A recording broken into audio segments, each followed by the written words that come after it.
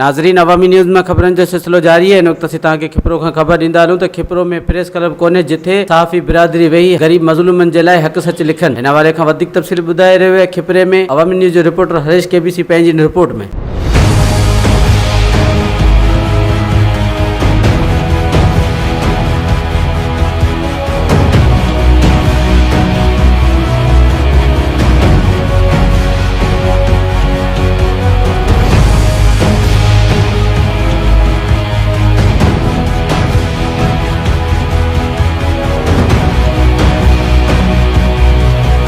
जी नाज़रीन, इन वक्त मौजूद हैं खिपरे शहर के सांगड़ रोड ते जेके हक़ सच लिखन था आला ऐवाननि ताईं गरीब मज़लूमन जो आवाज़ पहुँचाइन था। सहाफ़ी जैसे चयो वञे तो ही उन्हनि जो प्रेस क्लब है जैंजी हींअर ज़बू हाल है।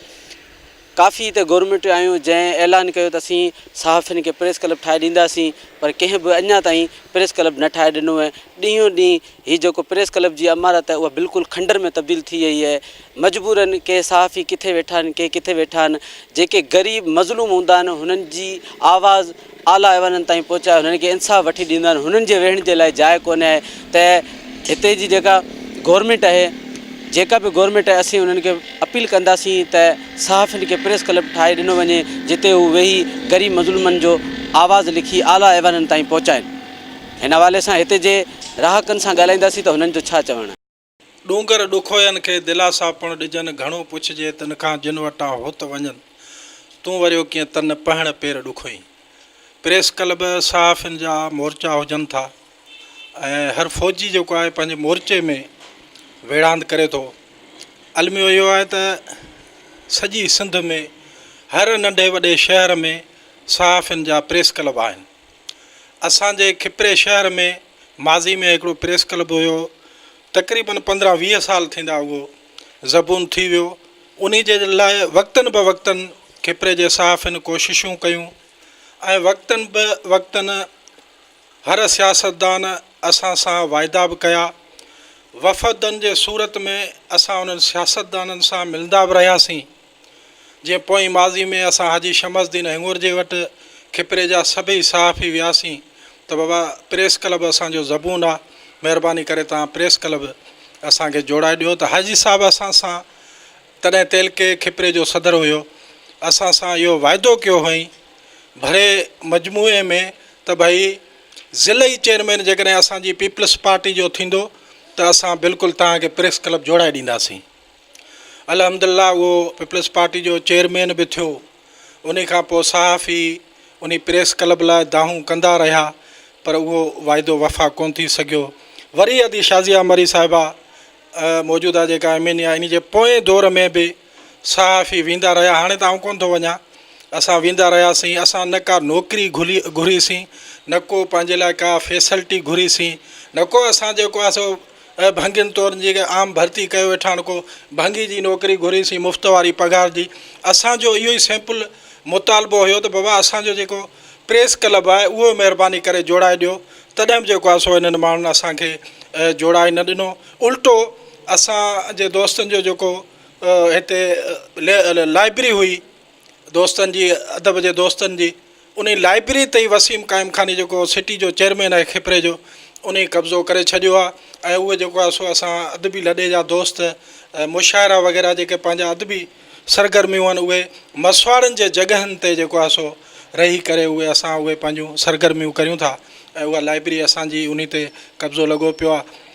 सदाईं असां जेके खिपरे जा सहाफ़ी आहियूं, असां इन अकूब जो शिकार रहिया आहियूं त असां जेके ही सियासी माण्हू आहिनि जॾहिं इक़्तिदार खां ॿाहिरि हुजनि था तॾहिं जेको आहे सो असां सां राब्ते में हुजनि था, हुननि जी दाह हक़ूक़ असां ऐवाननि ताईं पहुचायूं था।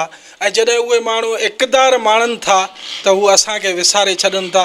इहो हुननि खे न करणु खपे। असां वरी बि गुज़ारिश था करियूं त असांखे महिरबानी करे प्रेस क्लब खिपरो जोड़ाए ॾिनो वञे। मेड़े मेड़े ॻोठ ॿधिजे हिकिड़ो, तिनी जे वेड़े पाण ईंदो बादशाह, रिढुनि अॻियां रबा वॼाईंदे वरिया थिया।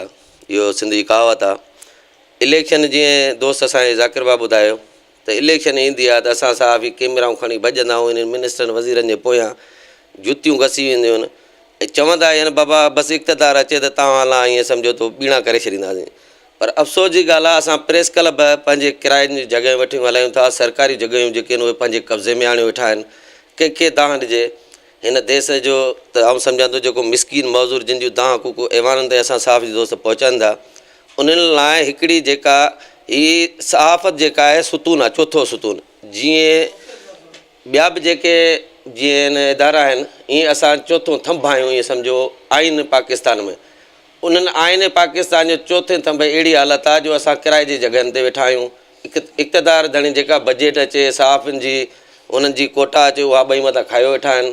असांजी ख़ुदारा इन्हनि खे अपील आहे त जेके ॿियो नथा कनि त जेके असांजे प्रेस क्लबनि ते कब्ज़ा आहिनि, सरकारी बिल्डिंगूं पंहिंजियूं ठाहे वेठा आहिनि, पाण लाइब्रेरियूं कब्ज़े में कयो वेठा आहिनि, ख़ुदारा इहे ख़ाली कयो, असांखे सिर्फ़ु प्रेस क्लब ॾियो त असां वेही मिसकिननि जी तव्हां हक़ूक़ जेका आहे तव्हां ताईं ऐवाननि ताईं पहुचायूं। महिरबानी संगत।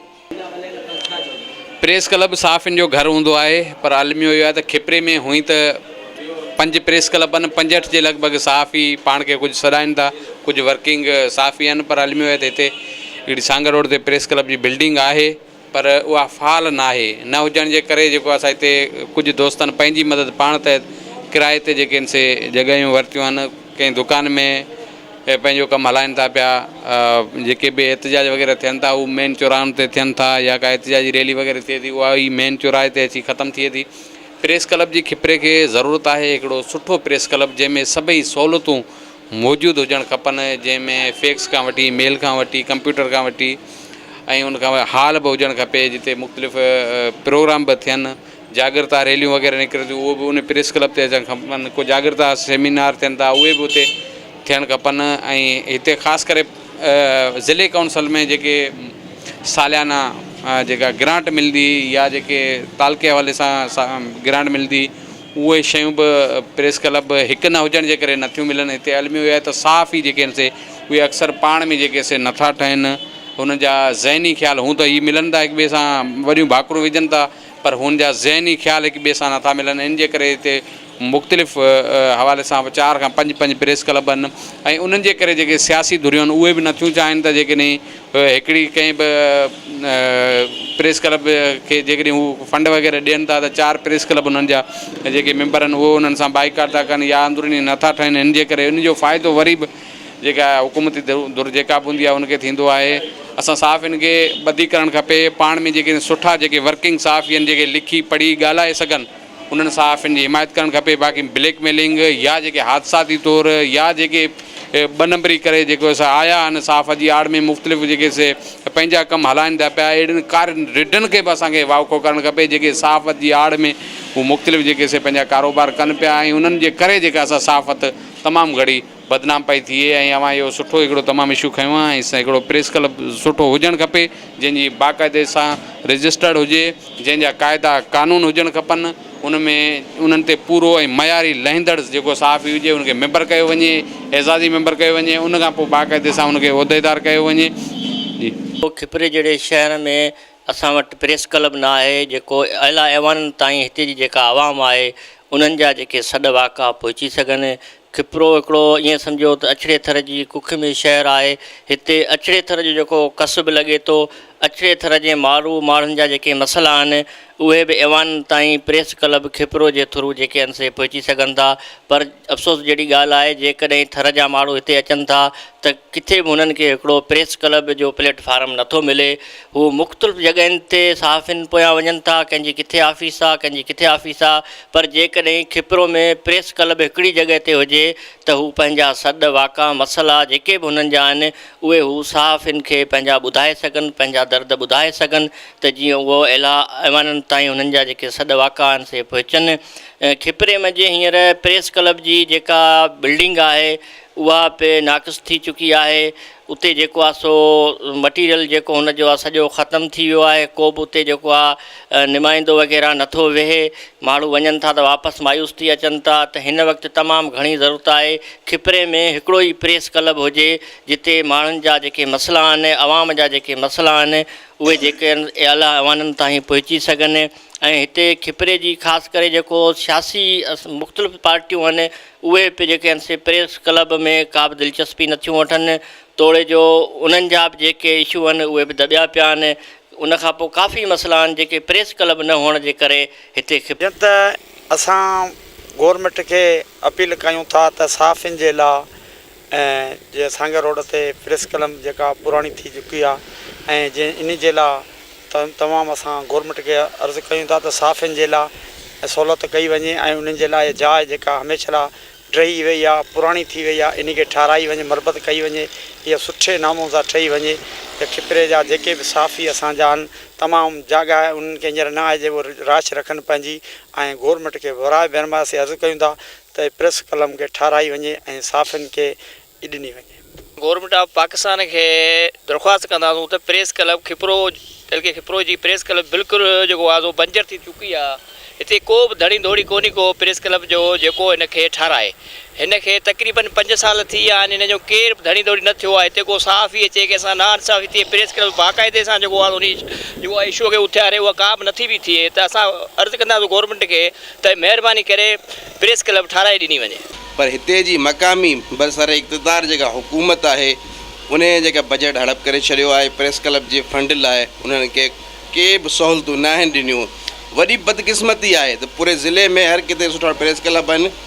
हिते खिपरे में प्रेस क्लब तबाहाली जो शिकार आहे छाकाणि हिते साफ़ियुनि जी ॿधी न आहे ऐं असांजा हिते जा जेके सियासतदान आहिनि उहे बि इहे नथा चाहिनि त साफ़ी पाण में ॿधी कनि छाजे करे जेकॾहिं साफ़ जे शोबे सां वाबस्ता जेके सचा साफ़ी आहिनि उहे ॿधी कंदा त उहो हिकु प्लेटफॉर्म ते गती उनजे ख़िलाफ़ु हिकु आवाज़ थींदी तंहिं करे उहे नथा चाहिनि त को प्रेस क्लब जेको प्लेटफॉर्म थिए।